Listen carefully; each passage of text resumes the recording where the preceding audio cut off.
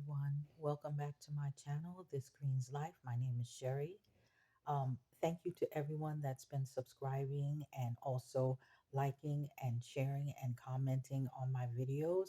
If you're not subscribed yet, please make sure that you hit that subscribe button so you can keep abreast of how things have been going with me as I continue my journey in my relocation to the beautiful island of Grenada. Right now, I am in the United States, right? I'm up here visiting my daughter, her husband, and my 5-month-old grandson. So I am here enjoying being here in what we call foreign, right? Yeah, but the weather is lovely and I'm enjoying myself. Today's message is going to be a little bit different. I'm not going to be talking about relocating today because sometimes my content is about, my personal life as well. The last two videos I talked about, why I chose Grenada to relocate to, and also talked about whether or not moving abroad is the answer for Black people. Today, I'm going to talk about relationships. I'm going to talk about why I am in support of the 4B and 5G movement. Okay. I'm going to say that um, in all of the years that I have been in situationships, because that's what I'm going to call them, I'm not going to call them relationships, situationships. I've been married, I have two children, and I can honestly and completely say that I have never been in love. Never. Because all of the things that I were in were situationships, they were not relationships. And the reason why I said I've never been in love is because, and it's true, and the reason why I'm going to say that um, with no apology and without hesitation is because the people that I was in situationships with, um, you remember I talked back about the fact in my video, Know Thyself, how when you're a broken person, you tend to go out into the world and find more broken people. And the way you move is pretty much based upon the way you were raised. I was raised in a two family or a two-parent home, which everyone says is the best situation, right? That if you come from a two-parent home, you're going to walk on water. That's the lie because um, what people fail to realize is that you can have two dysfunctional people in the home. You could have one dysfunctional person in the home. It's really the quality of parenting, not the number of parents, because you could be raised in a two-parent household and be stark raving mad, okay? Because both of your parents were toxic, right? I'm going to say I grew up in a home where my mother and father were married until my mother passed away in 2009, and it was not the best situation.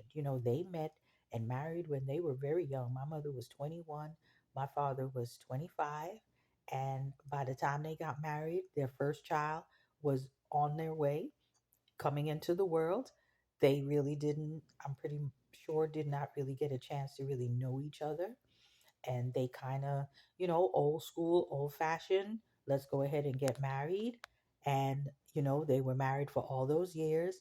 And when you're growing up in a home, obviously, you're watching your parents, not only parenting you, but also evolving in their lives, right? So imagine my mother 21, my father 25, really young, you know, um, abuse, in on all levels, physical, psychological, financial, mental, everything. So you got children not only marinating in that in the womb, and then they come out into the world and have to be in the presence of this dysfunction. So when you grow up in an environment like that, the first thing you're thinking is, oh, this is normal. This is the way that a man and a woman should be in relation with each other. So every male that I met in my life was very much like my dad. They were mean and they were abusive, right? And I just thought that was normal because that's what I grew up in. I didn't understand that that's not the way, two people should behave towards each other. So that is what I found myself gravitating towards, men that were abusive and men that were mean and men that did not care about me or themselves, right? So when I say that I've never been in love, that's true. I've never been in love with anyone. And like I said, I've been married. I have two children. I've been in several situationships, and I can honestly say that I was not in love with any of these people. And how I know for sure that I was not is because I was not loving myself.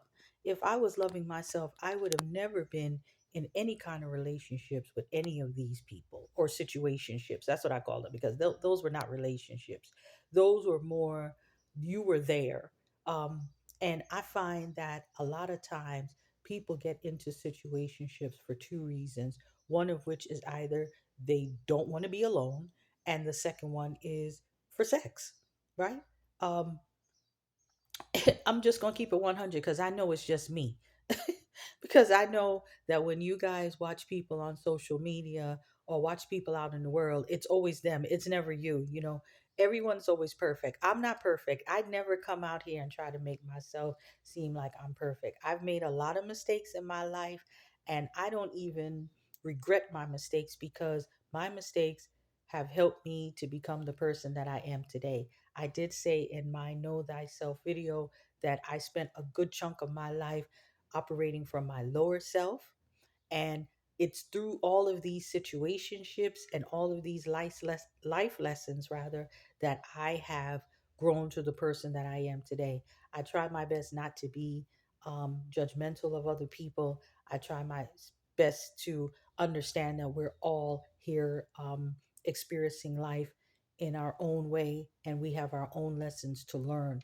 So I don't try to point my finger at other people. I do critique things. I'm going to be honest because I think that's just human nature. But who I critique more than anyone is myself. And I know that honestly, I was operating from my lower self. And that's the reason why I was in a lot of these situations. And I don't blame my parents. Again, because you have to remember they were marinating in that environment. And then their parents were marinating in that environment. And their parents were marinating in that environment. So it's just been passed on from generation to generation. The beauty of it is that, it stopped at my generation because I have two daughters and I would never encourage them to be in, I've always encouraged them to love themselves first. So that means that when they go out into the world, they have a standard. They will not accept less than, and that's something that I was not taught. I had to teach myself that eventually and understand that none of the situations that I were in were love. When people are like love, love, love, love, love, I never felt love for anybody except for my children. I didn't love any of those people. They were there. They were um, lessons that I had to learn about myself. Hopefully, maybe they learned something about themselves in the process. I really don't know, but I know that I learned something about myself that could never be categorized as love, right? So why do I say I support the 4B and the 5G movement? Because I honestly believe that we all need to stay away from each other until we heal. The relationship that matters the most in this world is the relationship that we have with ourselves. And I think that we neglect that relationship and are looking so, we're always looking at external forces to fill us, external forces to complete us, external forces to find this so called thing called love, right? Which we should be loving ourselves. So that way we set a standard for ourselves and then we can know what is good for us and what is not good for us, right? So honestly, I think we should stay away from each other until we learn to love ourselves unconditionally. We fill our own cups, and then we can go and look for love in other people and know when we are in a situation that is not love. So that's the reason why I am in support of these situations, and I will continue to be single until I really feel like, I'm loving myself to the place where, again, that I'm setting a standard. And I want to leave this by saying that there's nothing wrong with you being single, and never let anyone make you feel bad for being single. Your job is not to um, find anything in anyone else. You are complete and whole within yourself. And if you choose to engage with someone else, make sure that person is, adding something, adding value to your life.